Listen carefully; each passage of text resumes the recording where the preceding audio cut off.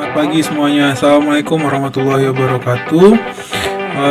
Perkenalkan, nama saya Tegar Padi Spikar. Saya dari Institut Teknologi Kalimantan. Kesempatan kali ini saya akan menjelaskan terkait dengan etika publik. Kita awali dengan definisi. Kode etik adalah aturan-aturan yang mengatur tingkah laku dalam suatu kelompok khusus. Sudut pandangnya hanya ditunjukkan pada hal-hal prinsip dalam bentuk ketentuan tertulis. Kemudian ini ada tujuan kode etik. Kode etik profesi dimaksudkan untuk mengatur tingkah laku atau etika suatu kelompok khusus dalam masyarakat melalui ketentuan-ketentuan tertulis yang diharapkan dapat dipegang teguh oleh sekelompok profesional tertentu. Misalnya dosen, berarti kode etiknya adalah kode etik dosen. Orang hukum berarti kode etiknya pengacara dan sebagainya. Jadi setiap kegiatan kita atau aktivitas kita memiliki kode etik yang berlaku. Kemudian karena kita sebagai ASN, berdasarkan undang-undang ASN, kode etik dan kode perilaku ASN, yakni ada beberapa hal. Yang pertama adalah melaksanakan tugasnya dengan jujur, bertanggung jawab, dan berintegritas tinggi. Kedua, melaksanakan tugasnya dengan cermat dan disiplin. Ketiga, melayani dengan sikap hormat dan sopan tanpa tekanan. Keempat, melaksanakan tugasnya sesuai dengan peraturan perundang-undangan yang berlaku. Kelima, melaksanakan tugasnya sesuai dengan perintah atasan atau pejabat yang berwenang sejauh tidak bertentangan dengan ketentuan peraturan perundang-undangan dan etika pemerintahan. Yang keenam, menjaga kerahasiaan yang menyangkut kebijakan negara. Kemudian, yang ketujuh, masih di kode etik ASN, menggunakan kekayaan dan barang milik negara secara bertanggung jawab, efektif, dan efisien. Kedelapan, menjaga agar tidak terjadi konflik kepentingan dalam melaksanakan tugasnya. Kesembilan, memberikan informasi secara benar dan tidak menyesatkan kepada pihak lain yang memerlukan informasi terkait kepentingan kedinasan. Kesepuluh, tidak menyalahgunakan informasi handphone negara, tugas, status, kekuasaan, dan jabatan untuk mendapatkan atau mencari keuntungan atau memanfaatkan bagi diri sendiri atau untuk orang lain. Ke-11, memegang teguh nilai dasar ASN dan selalu menjaga reputasi dan integritas ASN. 12, melaksanakan ketentuan peraturan perundang-undangan mengenai disiplin pegawai ASN. Selain itu, ini ada terkait dengan nilai-nilai dasar etika publik. Ada beberapa. Yang pertama adalah memegang teguh nilai-nilai dalam ideologi negara Pancasila karena sebagai dasar negara kita.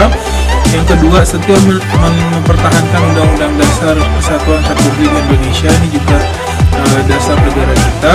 Yang ketiga, menjalankan tugas secara profesional dan tidak berpihak karena kita sebagai pelayanan dan nasionalis, kita tidak boleh memilih-milih. Keempat, membuat keputusan berdasarkan prinsip keahliannya. Jadi kita membuat keputusan hanya sesuai dengan kapasitas kita, tidak berlebihan. Yang kelima, menciptakan lingkungan kerja yang non-diskriminatif, jadi tidak ada penekanan ke suatu pihak. Kemudian yang keenam, memelihara dan menjunjung tinggi standar etika luhur. Yang ketujuh, mempertanggungjawabkan tindakan dan kinerja kepada publik. Yang kedelapan, memiliki kemampuan dalam melaksanakan kebijakan dan program pemerintah. Kesembilan, memberikan pelayanan kepada publik secara jujur, tanggap, cepat, tepat, akurat, berdaya guna, berhasil guna, dan santun. Kesepuluh, mengutamakan kepemimpinan berkualitas tinggi. Kesebelas, menghargai komunikasi, konsultasi, dan kerjasama. 12, mengutamakan pencapaian hasil dan mendorong kinerja pegawai. Ke-13, mendorong kesetaraan dalam pekerjaan. 14, meningkatkan efektivitas sistem pemerintahan yang demokratis sebagai perangkat sistem karir. Kemudian kita masuk ke definisi etika publik.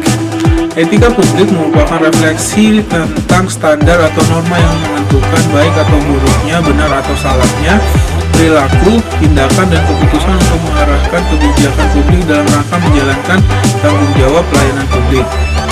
Kemudian ada fokus-fokus pelayanan publik, antara lain pelayanan publik yang berkualitas dan relevan. Kemudian dua, sisi dimensi reflektif. Etika publik berfungsi sebagai bantuan dalam menimbang pemilihan sarana kebijakan publik dan alat evaluasi. Ketiga, modalitas etika menjembatani antara norma moral dan tindakan faktual. Kemudian ada 3 dimensi etika publik. Yang pertama dimensi kualitas pelayanan publik, yang kedua adalah dimensi modalitas, yang ketiga dimensi tindakan integritas publik. Kemudian ada poin penting yang harus dihindari, yaitu konflik kepentingan.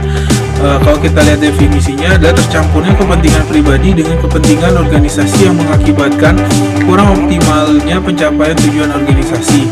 Konflik kepentingan akan mengakibatkan penyalahgunaan kekuasaan, pengerahan sumber daya publik yang kurang optimal, dan peningkatan kesejahteraan rakyat terabaikan. Ini bahayanya dari konflik kepentingan yang mana kita harus menghindari. Kemudian beberapa sumber hukum terkait dengan kode etik. Yang pertama adalah Peraturan Pemerintah Nomor 11 Tahun 1959 tentang Sumpah Jabatan Pegawai Negeri Sipil. Kemudian ada PP Nomor 21 Tahun 1975 tentang Sumpah PNS. Kemudian ada PP Nomor 30 Tahun 1980 tentang Disiplin Pegawai Negeri Sipil. Kemudian ada PP 42 Tahun 2004 tentang Pembinaan Jiwa Korps dan Kode Etik PNS. Kemudian ada PP 53 Tahun 2010 tentang Disiplin PNS. Yang keenam, ada Undang-Undang Nomor 5 Tahun 2014 tentang ASN. Terima kasih, kurang lebihnya mohon maaf. Assalamualaikum warahmatullahi wabarakatuh.